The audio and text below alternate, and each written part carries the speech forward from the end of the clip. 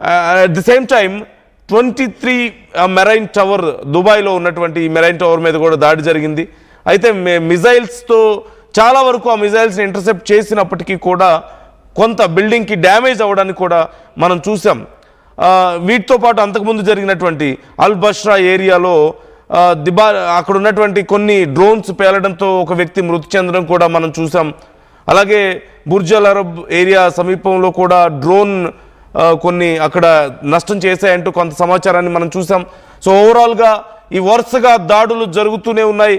ఇక ఇటు అబుదాబిలో సైతం Ruwais industrial complex major oil రిఫైనరీకి సంబంధించి కూడా కొన్ని దాడులు జరిగినట్లుగా తెలుస్తుంది. భారీగా డ్రోన్ అటాక్స్కి పాల్పడింది ఇరాన్. రిఫైనరీ మొత్తం కూడా పూర్తిగా షట్ డౌన్ అవ్వడాన్ని మనం చూసాం. అట్ ది సేమ్ టైం ఈ హబ్షాన్ గ్యాస్ ఫెసిలిటీకి సంబంధించి కూడా పూర్తి స్థాయిలో డ్యామేజ్ చేసే ప్రయత్నం, మిజైల్స్ ఇంటర్సెప్ట్ అయ్యాయి అక్కడ చాలా వరకు కూడా. కాకపోతే కొన్ని అక్కడ చిన్న చిన్న డ్రోన్స్ పేలడం జరిగింది. అయితే ఇప్పుడు ప్రస్తుతం అక్కడ ఆపరేషన్స్ అన్ని కూడా తాత్కాలికంగా మూసివేయడానికి కూడా మనం చూస్తున్నాం. ఇప్పుడు అజ్బాన్ ఉన్నటువంటి ఏరియా, ఈ అజ్బాన్ ఏరియాకి సంబంధించి మనం ప్రజెంట్ నేను ఆ విజువల్స్ మీకు చూపిస్తున్నాను. పైనుంచి పడ్డటువంటి శకలాలు యూ కెన్ సీ. అక్కడ మిజైల్ని ఇంటర్సెప్ట్ చేశారు. ఇంటర్సెప్ట్ చేసిన తర్వాత అంటే మిజైల్ వస్తుంది అని తెలిసి వెంటనే ఆ మిజైల్ని ఢీ కొట్టడానికి మరికొన్ని చిన్న మిజైల్స్ని పంపించి దాన్ని ఢీ కొట్టారు. అది గాలిలోనే పేలిపోయింది.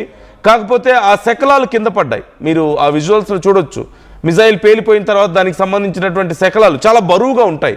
మిజైల్స్ కొన్ని 100 కిలోల బరువు, 1000 కిలోల బరువు కూడా ఉంటాయి కొన్ని పెద్ద మిజైల్స్.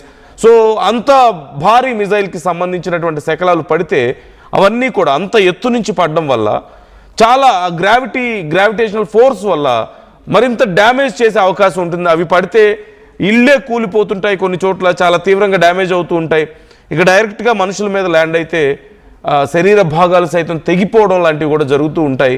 కొంతమంది ప్రాణాలు కూడా పోతూ ఉంటాయి, మనం చూస్తూ ఉంటాం. సో ఈ నేపథ్యంలో ఇప్పటికే ఎక్కువగా అటాక్స్ జరుగుతున్నటువంటి ప్రాంతాల్లో, ముఖ్యంగా బోర్డర్ ఏరియాస్లో కొన్ని రిస్ట్రిక్షన్స్ పెట్టినట్లుగా తెలుస్తోంది.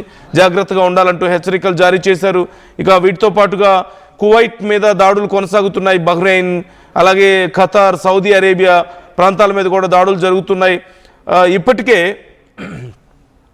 ఈ కువైట్లో ఉన్నటువంటి కొన్ని ఆయిల్ రిఫైనరీస్, అలాగే అట్ ది సేమ్ టైం బహ్రెయిన్లో ఉన్నటువంటి క్యాపిటల్ సిటీ, మేజర్గా మనామా క్యాపిటల్ సిటీ మీద కూడా కొన్ని ఎక్స్ప్లోజన్స్ మరిన్ని జరిగే అవకాశం ఉందంటూ చెప్తున్నారు.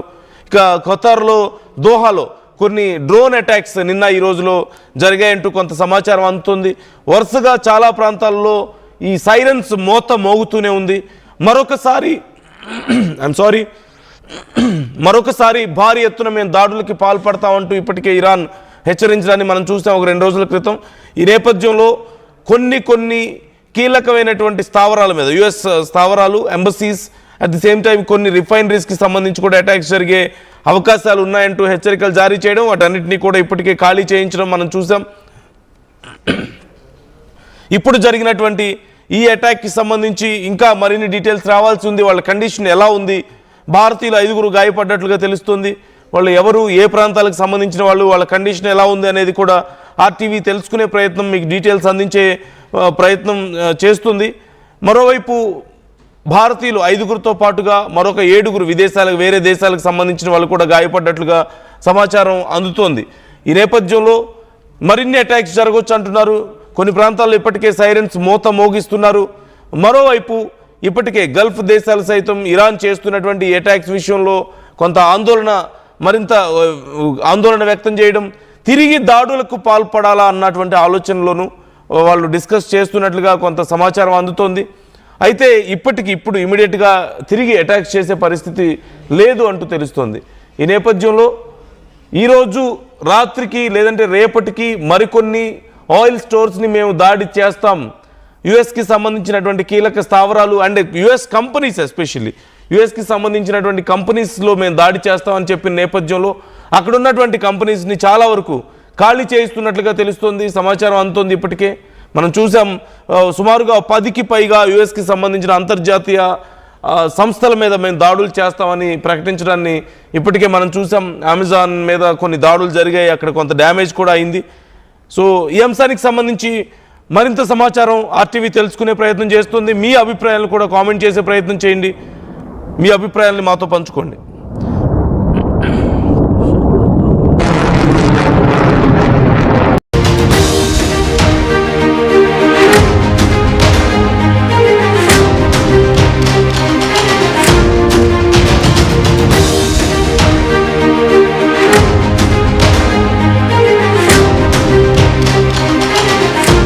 మరొక బ్రేకింగ్ న్యూస్ మనం చూస్తున్నాం. దుబాయ్, అబుదాబి టార్గెట్గా ఇరాన్ దాడులు కొనసాగిస్తోంది.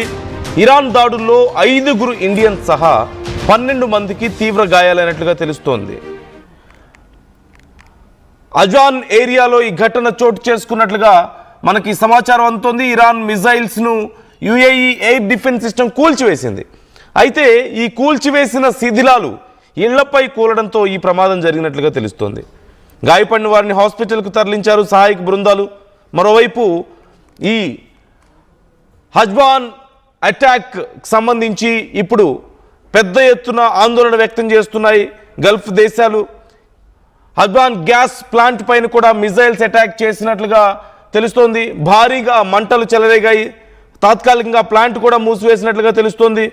మరోవైపు యుద్ధం ప్రారంభమైన నాటి నుంచి యుఏఈ టార్గెట్గా ఇప్పటి వరకు 475 బ్యాలిస్టిక్ మిజైల్స్ను ఇరాన్ ప్రయోగించినట్లుగా తెలుస్తోంది.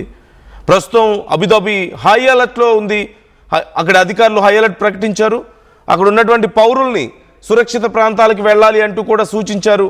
ఎక్కువగా దాడులు జరిగేటువంటి ప్రాంతాల నుంచి దూరంగా వెళ్ళిపోండి, ఈవెన్ మీ ఇళ్లలో ఉన్నా సరే సేఫ్గా లేరు అంటూ చెప్పినట్లుగా తెలుస్తోంది. ఇప్పుడు జరిగినటువంటి ఈ అటాక్ తర్వాత అబుదాబి, దుబాయ్ టార్గెట్గా వరుసగా జరుగుతున్నటువంటి ఈ దాడుల తర్వాత కొన్ని ఏరియాలను పూర్తిగా ఖాళీ చేయించే పనిలో ఉన్నట్లుగా తెలుస్తుంది. ఈ దాడిలో ఇప్పుడు జరిగినటువంటి ఈ దాడిలో మొత్తం 5 ఇండియన్స్ గాయపడ్డట్లుగా తెలుస్తుంది. ఓవరాల్గా 12 మందికి తీవ్ర గాయాలయ్యాయి. ఈ అబ్జాన్ ఏరియాలో ఘటనకి సంబంధించి మేము ఖచ్చితంగా దీనికి తిరిగి ప్రతిదాడులు చేస్తామని కూడా ప్రకటనలు వస్తున్నట్లుగా తెలుస్తుంది. మొత్తం మీద వరుసగా జరుగుతున్నటువంటి ఈ దాడులతో గల్ఫ్ నేషన్స్ సైతం ఆందోళన వ్యక్తం చేస్తూనే ఉన్నాయి. కానీ తిరిగి అటాక్స్ చేసేటువంటి పరిస్థితి అయితే లేదు. అక్కడ ఉన్నటువంటి ఎయిర్ డిఫెన్స్ సిస్టంతో వాళ్ళ మిజైల్స్ను ఇప్పటికే చాలా వరకు ఇంటర్సెప్ట్ చేయగలుగుతున్నారు. కానీ కొన్ని మిజైల్స్ మిస్ అవుతున్నాయి. మరికొన్ని ఇంటర్సెప్ట్ చేసిన తర్వాత గాలిలోనే పేల్చివేసినటువంటి మిజైల్స్ శకలాలు పడడం వల్ల కూడా కొన్ని చోట్ల దెబ్బలు తగులుతున్నట్లుగా, కొంతమందికి గాయాలు అవ్వడం, కొంతమంది ప్రాణాలు పోవడం, కొంత ఆస్తి నష్టం జరగడం లాంటివి కూడా మనం చూస్తూనే ఉన్నాం. ఈ దుబాయ్కి సంబంధించి ఈ జబెల్ అలీ ఏరియా దగ్గర కొన్ని దాడులు చేసినట్లుగా తెలుస్తోంది. మరోవైపు దుబాయ్ పోర్ట్ సమీపంలో కువైట్ ఆయిల్ ట్యాంకర్ మీద ఒక డ్రోన్ దాడి జరిగింది రీసెంట్గా. నౌకకు మొత్తం కూడా అగ్ని ప్రమాదం జరగడం, దానికి సంబంధించిన విజువల్స్ కూడా మనం చూసాం. భారీ ఎత్తున ఒక్కసారిగా ఈ జబెల్ అలీ ఏరియాలో ఉన్నటువంటి కువైట్ ఆయిల్ ట్యాంకర్ మీద జరిగినటువంటి దాడికి సంబంధించినటువంటి విజువల్స్ నేను మీకు స్క్రీన్ మీద చూపిస్తున్నాను. You can see that visual. ఒక్కసారిగా కారు మబ్బుల్లాగా కమ్మే